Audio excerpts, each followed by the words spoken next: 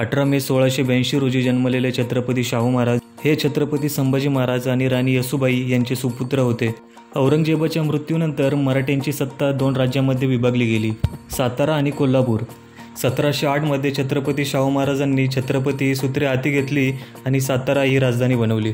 त्यामुळे मराठा समाजाचा मोठा विस्तार झाला. बाळाजी विश्वनाथ, बाजीराव, खंडेराव दाभाडे यांसारख्या पराक्रमी सरदारांच्या साथीने मुघल साम्राज्य नामहरण केले. दिल्लीतील सय्यद बंधूशी केलेल्या तहामुळे शंभूंना स्वराज्यातील सदनशील हक्क प्राप्त झाला. 1728 मध्ये पहिल्या बाजीरावाने निजामाला पराभूत करून शाहू महाराजांचे प्रभुत्व प्रस्थापित केले. वारणेच्या तहामुळे सातारा आणि कोल्हापूर या 2 मराठा गाद्यांमध्ये सीमारेषा निश्चित करण्यात आल्या. छत्रपती शाहू महाराजांनी मराठा प्रशासन अधिकच सक्षम केले. अष्टप्रधान मंडळ स्थापन करून राज्यकारभार सुरळीत चालवला.